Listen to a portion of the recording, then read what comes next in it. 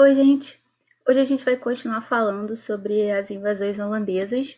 A aula passada foi sobre a invasão de Salvador, né? E hoje vai ser sobre a invasão de Pernambuco. Quer dizer, não vai se restringir apenas a Pernambuco. Como vocês podem ver aí no mapa, o território que vai ficar sob domínio da Holanda vai ser bem maior, mas estou me antecipando, a gente vai chegar lá, tá? Tudo vai começar por Pernambuco. E por quê?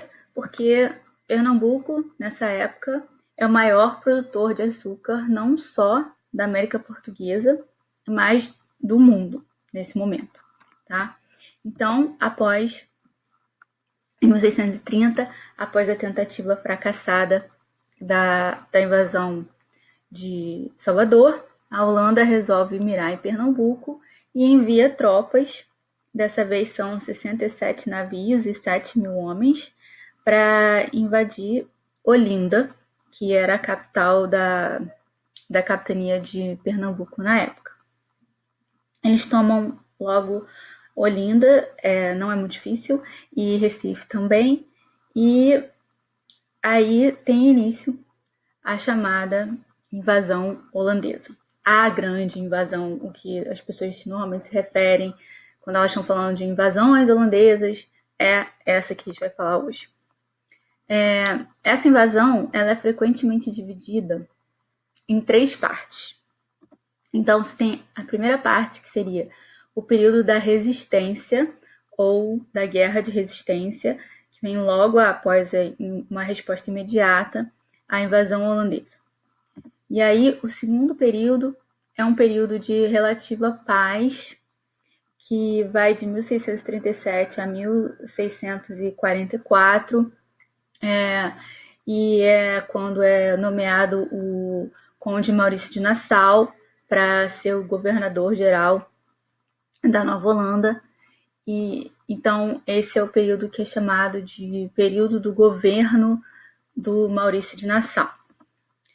E aí vem o terceiro período, que é o chamado período da Reconquista, que vai de 1645 a 1654, quando os luso-brasileiros vão começar a lutar contra os holandeses de novo para expulsar eles do Brasil. Então a gente vai ver cada um desses períodos em mais detalhe, começando então pelo período da resistência.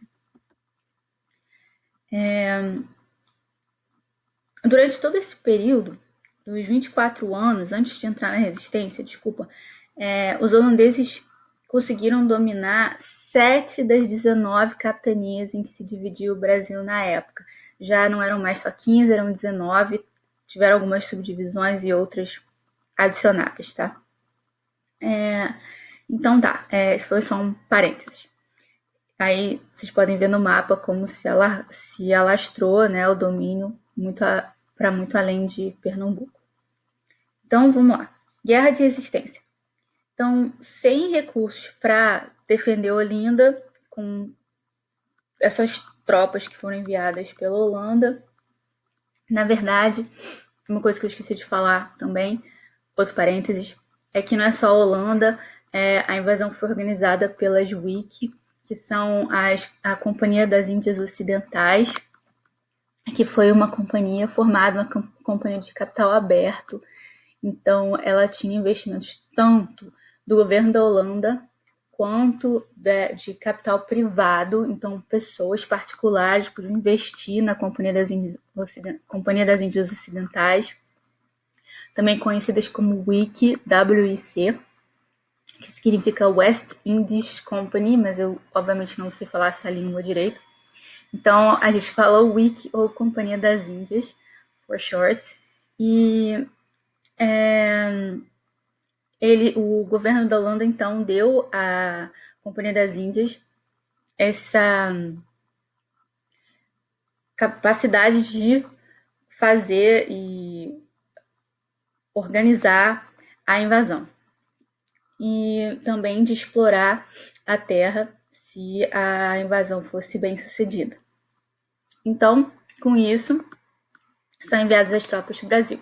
Fecha parênteses, vamos voltar aqui para o período da resistência. Então, o Matias de Albuquerque, sem recursos para defender Olinda, vai ordenar a destruição dos armazéns de açúcar que estão na costa de Pernambuco, né, para que eles não caiam nas mãos dos inimigos, enquanto as tropas luso-brasileiras vão recuar para o interior para poder se juntar, se fortalecer para combater os holandeses. Eles vão formar o quartel-general deles, o quartel-general da resistência vai ser no Arraial de Bom Jesus. Arraial é um pequeno povoamento, não chega a ser nem uma cidade, é um povoamento pequeno. Mais uma vez, eles vão se utilizar de guerra de guerrilha, né, assim como aconteceu em Salvador, e a resistência vai contar também com as chamadas companhias de emboscada, que eram formadas por grupos de 10 a 40 homens, com alta mobilidade, que atacavam os holandeses e depois se retiravam com velocidade, e aí se reagrupavam para novos combates. Então, característica da guerra de guerrilha, né? E com isso surge uma figura bastante polêmica, que é o Domingos Fernandes Calabar. Tem gente que acha que ele é um traidor, tem gente que acha que não, e eu vou botar um link de um videozinho também para vocês verem só sobre o Calabar. O fato é que ele conhecia muito bem a região, principalmente o litoral, Pernambuco, Maranhão não, Alagoas, e ele vai ajudar bastante os holandeses nessa conquista. E apesar de toda a resistência, que não foi pouca, por parte dos brasileiros, eles não conseguiram ficar por muito tempo no Arraial do Bom Jesus, que foi tomado pelos holandeses já em 1632. A resistência continuou acontecendo até 1637, mas com o tempo, alguns senhores de engenho começaram a ver que podia ter vantagens na ocupação dos holandeses. Que vantagens eram essas? Os holandeses resolveram fazer investimento nos engenhos que tinham sido abandonados. E aí eles querem investir nesses engenhos para ampliar a produção do açúcar. E aí, aos poucos, os senhores de engenho vão vendo que se eles ficarem em paz e forem participar disso, isso pode ser bom para eles também. E aí a resistência vai cessando e tem início a segunda fase da ocupação, que a gente vai falar em breve, e Pernambuco passa a ser chamado de Nova Holanda. Bom, fase 2 das invasões, da invasão de Pernambuco. É a fase do governo do Maurício de Nassau, que é esse cara aí da foto, tá? Ele é um conde alemão e ele foi nomeado pela Companhia das Índias Ocidentais para ser o governador-geral da Nova Holanda. O Nassau recebeu algumas incumbências, né? Então, quais eram os objetivos da JUIC que eles queriam que o Nassau cumprisse? Organizar a economia açucareira de Pernambuco, botar a Nova Holanda em condições de produzir o mais rápido possível e consolidar o domínio holandês no Nordeste. Ele não teve problemas em conseguir atingir esses objetivos, e o governo dele é um governo que foi muito bem visto, na verdade, pelos colonos luso-brasileiros da região. Porque o que ele fez? Então, vamos lá. Entre outras coisas, as principais medidas implementadas durante o governo do Nassau foram devolução das propriedades principalmente das plantações de cana-de-açúcar dos engenhos, aos seus antigos donos, para que eles pudessem voltar a produzir o açúcar. Ampliação da produção de açúcar, inclusive com a implementação de novas técnicas para produzir mais e melhor. Conceder empréstimos para os senhores de engenho a juros controlados. Então, eles podiam pegar esses empréstimos para reinvestir nos seus engenhos, para aumentar a produção. E, além disso, incentivou a plantação de outros produtos agrícolas além do açúcar. Então, o Nassau, por exemplo, ele queria que a colônia se tornasse autossuficiente na produção de alimentos. Então, ele incentivava que se plantasse outras coisas além de só ficar focado no açúcar. Outra coisa que ele fez foi a permissão de comércio com os Países Baixos e a redução de impostos. Países Baixos, vocês sabem, né? A Bélgica, nessa época, a gente está falando de Bélgica e Holanda, que seria hoje Bélgica e Holanda, né? Por quê? Porque uma boa parte da Holanda ficava abaixo do nível do mar.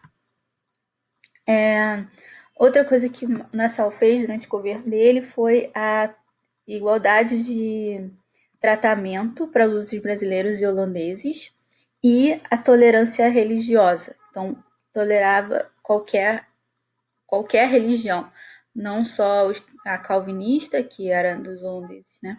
Mas também catolicismo, outras religiões protestantes e também os novos cristãos.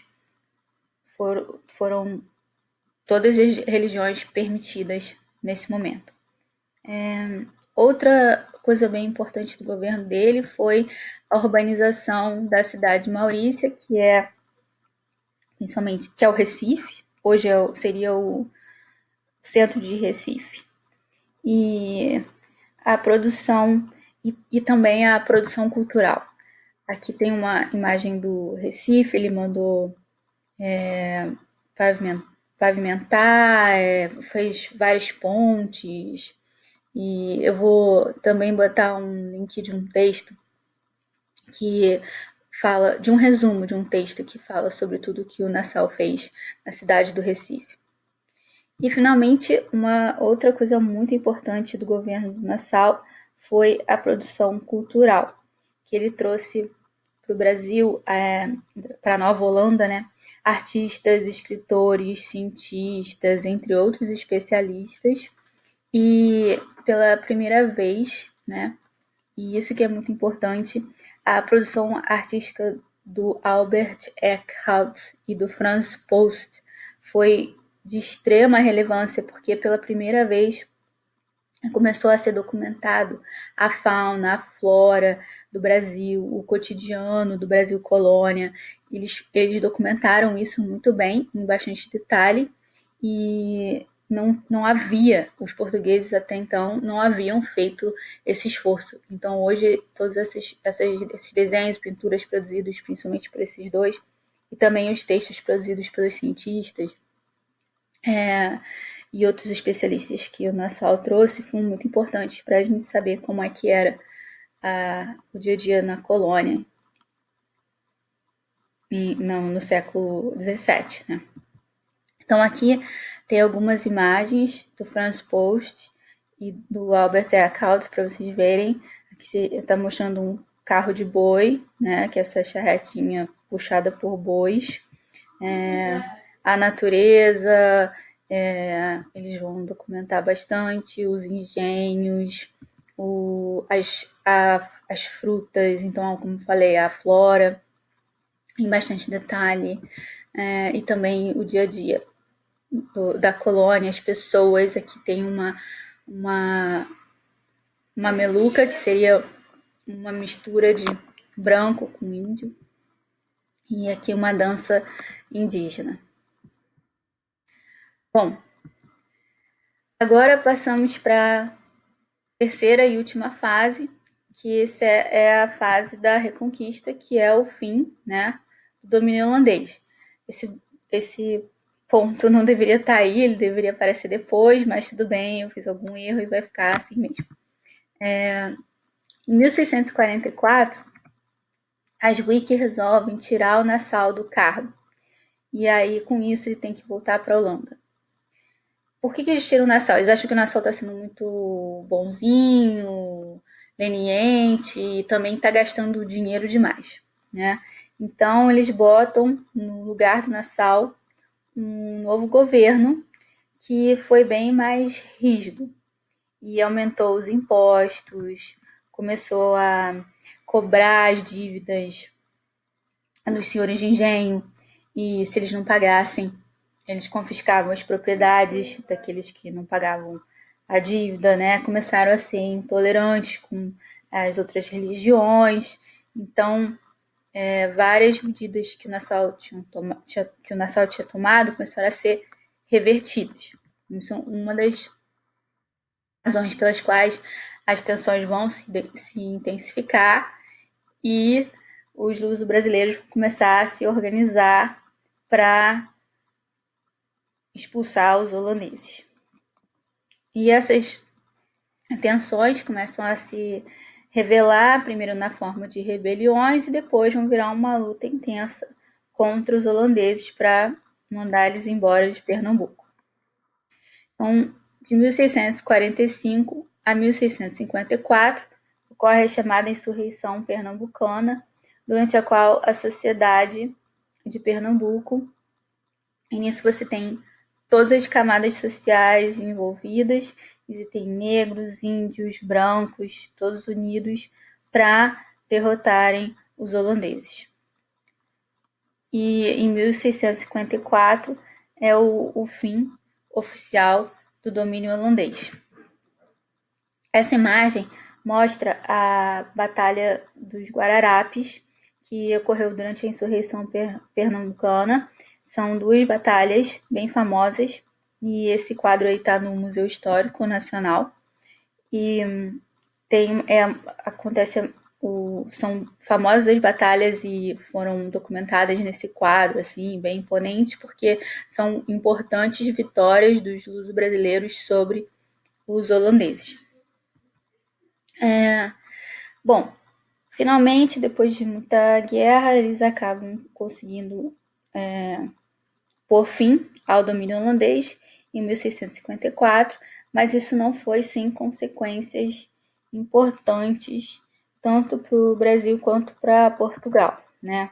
Então, a primeira coisa é que em 1661 a Holanda finalmente aceitou formalmente o fim do Brasil holandês mediante um tratado, mas Portugal teve que pagar uma indenização para que a Holanda aceitasse isso, e essa indenização o Brasil ficou pagando durante muito tempo. Portugal ficou pagando durante muito tempo.